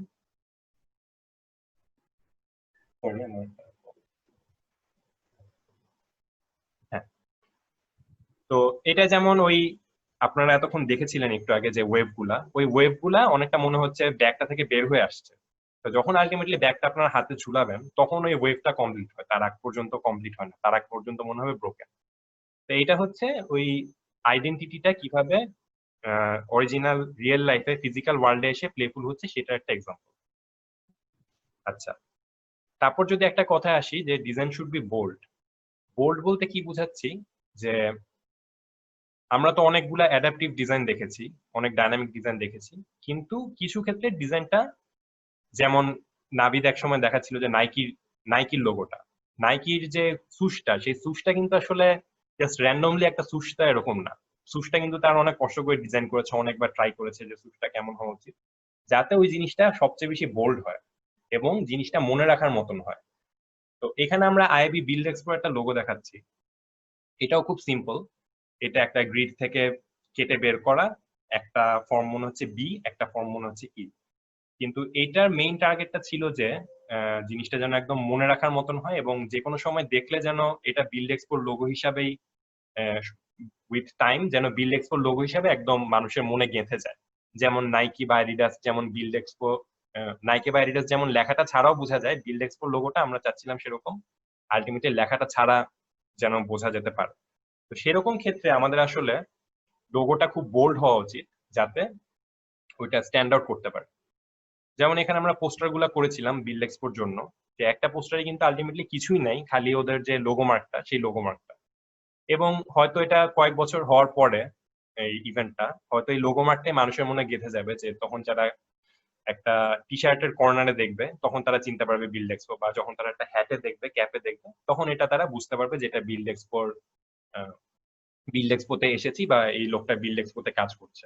বা তার কাছে যখন একটা ইভেন্ট ইনভাইটেশনও যাবে তখন সে দেখে আছে এই বছরের বিল্ড এক্সপো ইনভাইটেশনটা ফাইনালি আসলো। তো এটা হচ্ছে এই বোল্ডনেস এর এক্সাম্পল হিসাবে আমি দেখাচ্ছি, যে স্ট্যাটিক লোগো অনেক বোল্ড হলো, সেটা হয়তো ওয়ার্ক করতে পারে। আচ্ছা, design is a seamless expression.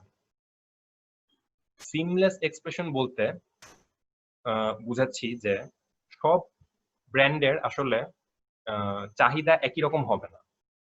সেই ব্র্যান্ডটার একরকম কালচার থাকবে, কিছু ব্র্যান্ডের কালচার একরকম হবে, কিছু ব্র্যান্ডের কালচার আরো ডায়নামিক ভাইব্রেন্ট হবে। তো আমরা যখন ডিজাইন করব, সেই ডিজাইনটা আমরা এমন ভাবে চিন্তা করে করব যেন সেটা হঠাৎ করে আউট অফ প্লেস না লাগে, যেন সেটা তাদের এতদিনের যাত্রা, তাদের বিভিন্ন ইভেন্টস কেমন হচ্ছে, তাদের বিভিন্ন প্রোডাক্টস কেমন হচ্ছে, সেটার সাথে যেন ওই ডিজাইনটা সিমলেসলি ঢুকে যায়। হ্যাঁ, অবশ্যই নতুন কিছু হতে হবে, যে হ্যাঁ ওরা নতুন একটা কোনো বুক লঞ্চ করছে বা ওরা একটা পাবলিকেশন হচ্ছে বা ওরা একটা ইভেন্ট করতে যাচ্ছে, ডেফিনেটলি জিনিসটা নতুন হবে, কিন্তু এট দ্য সেম টাইম জিনিসটা seamlessly aligned with their spirit হতে হবে। যেমন এখানে আমরা একটা বই দেখাচ্ছি, বইটা ছিল হচ্ছে ছায়ানটের 50 বছর পূর্তি উপলক্ষে করা। তো এখানে কিন্তু পাবলিকেশনের জন্য আমরা যে ম্যাটেরিয়াল ইউজ করেছি বা যে প্রিন্ট টেকনোলজি ইউজ করেছি বা ইভেন আমাদের যে ফন্টটা বা যে টাইপোগ্রাফিটা ইউজ করেছি, সবকিছুই কিন্তু ওদের ছায়ানটের যে কালচার বা ছায়ানটের যে 50 বছরের একটা ঐতিহ্য, বা ওরা যেমন একে অপরকে গান শিখাচ্ছে, হাতে কলমে কাজ করছে, হ্যাঁ, একটু লোকাল লোকাল জামা কাপড় পরছে, বা ওদের পুরো অ্যাম্বিয়েন্সটা যেটা, সেটার সাথে কিন্তু ক্যারি করেই আমরা একটা বইটা ডিজাইন করেছি। এবং বইটাও একদম লোকাল পেপারে করা, লোকাল প্রিন্ট টেকনোলজি দিয়ে ইউজ করা, এবং ধরলে বোঝা যায় যে একটা ট্যাকটাইল ফিলিং আছে। তো এটা কিন্তু আসলে ওদের ওই এক্সপিরিয়েন্সটার সাথে একটা সিমলেস ব্যাপার, নট জাস্ট অ্যানাদার বুক, মানে হ্যাঁ একটা খুব জোশ একটা বই আমার হাতে পাইলাম এরকম ব্যাপারটা আছে, কিন্তু একই সাথে ওয়াও ছায়ানট এরকম একটা ব্যাপার, ছায়ানটের একটা প্রাচীন একটা ক্লাসিক্যাল একটা ব্যাপার আছে, ওই এক্সপ্রেশনটাও কিন্তু দিচ্ছে। আবার অন্যদিকে যদি আমরা ব্লুজ কমিউনিকেশনস লিমিটেড এর রিব্র্যান্ডিং আমরা করেছি, এটা যদি দেখি, এটা কিন্তু আবার ওরকম প্রাচীন একটা এক্সপ্রেশন দিচ্ছে না, এটা কিন্তু আবার খুব ডায়নামিক, খুব ভাইব্রেন্ট। হ্যাঁ, আমাদের এখানে স্লোগানটা ছিল বিউটিফুল মেস, মানে ওরা হচ্ছে অনেক কিছু করতে পারে, অনেক কিছু করে একসাথে। হঠাৎ করে দেখলে মনে হবে যে ওদের ব্যাপারটা পুরোটুকু একটা মেস, কিন্তু ব্যাপারটা কিন্তু না, ওদের পুরো জিনিসটাই খুব অর্গানাইজ, খুব সিস্টেমেটিক, একদিক দিয়ে শুরু হয় আরেক দিক দিয়ে শেষ হয়। ওরা একটা ইভেন্ট অর্গানাইজার ফার্ম। তো ওদের ব্র্যান্ডিংটা করার সময় আমরা অনেকগুলা কালার নিয়ে প্লে করেছি, অনেক রকম টেক্সচার্স নিয়ে প্লে করেছি, কিন্তু পুরো জিনিসটা মিলিয়ে আলটিমেটলি একটা সিস্টেম যেটা হচ্ছে ব্লুজকে রিপ্রেজেন্ট করছে। যে ওদেরও যেমন কপিরাইটার আছে, ওদের ভিজুয়ালাইজার আছে, ওদের সিনেমাটোগ্রাফার আছে, ওদের অনেক রকম মানুষ মিলে একটা সিস্টেম, তেমনি ওদের এই ব্র্যান্ডিংটা আমরা যখন করেছি তখন আমাদের মাথায় ছিল এটা যে অনেক রকম কালার, অনেক রকম ফন্টস, অনেক রকম টেক্সচার্স মিলিয়ে ওদের একটা সিস্টেম আমরা দাঁড়া করাবো। আর খুবই ইম্পর্টেন্ট একটা জিনিস হচ্ছে ডিজাইন স্টোরি টেলিং। আমরা মনে হয় সম্ভবত লাস্টের দিকে চলে এসেছি। স্টোরি টেলিং বলতে আমরা এতক্ষণ যা দেখেছি সবকিছুই কিন্তু একটা স্টোরি বলছে, কারণ প্রত্যেকটা স্লাইডে আমি থেমে কিছু একটা বলছি, সেটাই কিন্তু আসলে স্টোরিটা। ব্লুজের ক্ষেত্রে আমি বলছি, নাইকির ক্ষেত্রেও নাবিদ বলেছে, কোকা কোলার ক্ষেত্রেও নাবিদ বলেছে।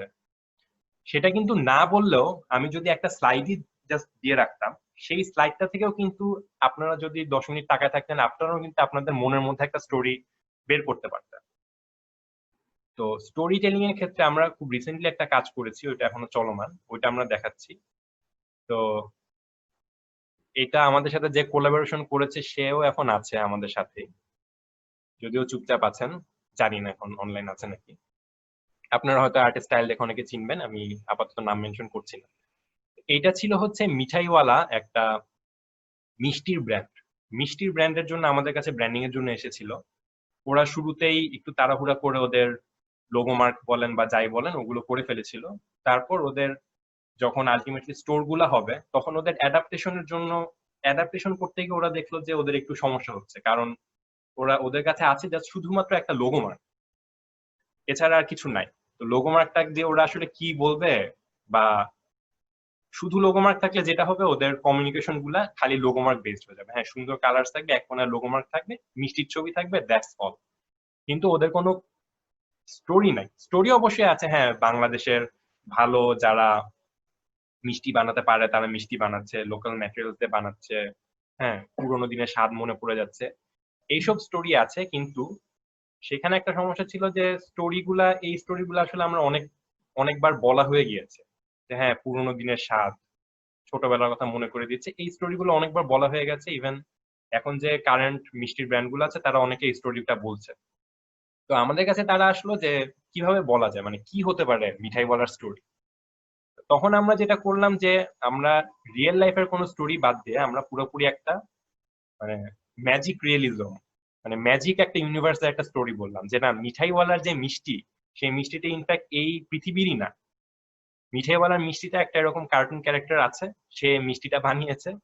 তাদের একটা গল্প আছে যে তেঁতুল পাড়া, এক সময় একটা পাড়া ছিল তেঁতুল পাড়া, সেই তেঁতুল পাড়ায় মিষ্টি বানানো হতো না, খালি তেঁতুলের বিভিন্ন তিতা খাবার দাবার বানানো হতো। সেখানে মিঠাইওয়ালা নামে একটা ক্যারেক্টার ছিল যে হচ্ছে মিষ্টি বানানো শুরু করে প্রথম, দ্য ইনভেনশন অফ সুইট। এবং সেখান থেকে হচ্ছে সেই মিষ্টি ইনভেনশনের পরে কিভাবে তেঁতুল পাড়ার চেঞ্জ আসে, তেঁতুল পাড়ার মানুষজনের মেজাজ সবসময় খিটখিটে থাকতো, তাদের মেজাজ আস্তে আস্তে ভালো হয়ে যায়, তারা বিভিন্ন ছবি আঁকা শুরু করে, তারা বিভিন্ন জিনিস বানানো শুরু করে, মানে তাদের মধ্যে একটা চেঞ্জ আসে। তো আমাদের গল্পটা ছিল ওরকম যে মিষ্টির কারণে আপনার মধ্যেও একটা চেঞ্জ আসবে, আসলে আপনি you will become more sweater.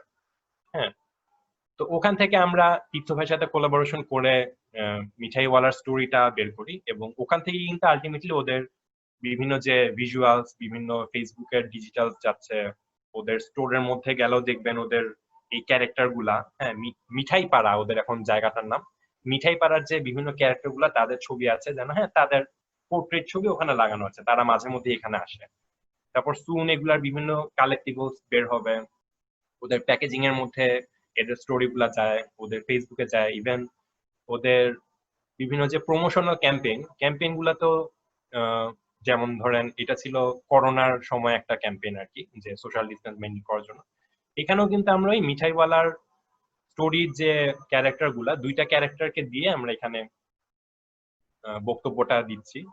আবার ওদের বিভিন্ন সময় মিষ্টি বিক্রির জন্য বিভিন্ন ক্যাম্পেইনস হয়, সেই ক্যাম্পেইনসেও হচ্ছে আমরা ওখান থেকে ইন্সপায়ার্ড হই যে ক্যাম্পেইন গুলা, যেমন মাই মিঠাইওয়ালা, আবার একটা গোপ ধরে আছে ছেলেটা, সেটা আমার মিঠাইওয়ালার গোপটা। হ্যাঁ, এই জিনিসগুলা কিন্তু ওই স্টোরিটা না থাকলে এই জিনিসটা সম্ভব হতো না। এটা যদি একটা জাস্ট সুন্দর ভিজুয়াল আছে এরকম হতো, একটা লোগো আছে, একটা নেমোনিক আছে, হ্যাঁ হয়তো একটা ওদের ক্যাপশন আছে, এরকম হলে কিন্তু আলটিমেটলি এই জিনিসগুলো সম্ভব হতো না। অবশ্যই ভেরি প্রিটি ভিজুয়ালস আসতে পারতো, সুন্দর ডিজিটাল যেতে পারতো, এত পার্সেন্ট ছাড় হ্যান ত্যান। কিন্তু এখন যে ওই স্টোরিটার কারণে এরকম ক্যাম্পেইন করা সম্ভব হচ্ছে, এটা কিন্তু স্টোরিটা না থাকলে হতো না। যে মাই মিঠাইওয়ালা, আচ্ছা আমি ওকে মিঠাইওয়ালা বানালাম, আমি গোপ দিলাম সামনে, গোপ দিয়ে মিঠাইওয়ালা সাজলাম, বাচ্চারা যাচ্ছে, বাচ্চারা মজা পাচ্ছে, হ্যাঁ এই জিনিসগুলো কিন্তু স্টোরিটার কল্যাণে এসেছে। তো এটাই আমাদের সম্মত লাস্ট, যে সবচেয়ে স্ট্রং একটা অ্যাসপেক্ট হচ্ছে যে ভালো ডিজাইন হতে হলে এটা একটা স্টোরি টেলিং ক্যাপাসিটি থাকতে হবে, বা কোনো একটা স্টোরি এটার বলতে পারতে হবে, তাহলে আসলে ডিজাইনটার সার্থকতা হবে। তো আজকে আমার এটুকুনি আসলে।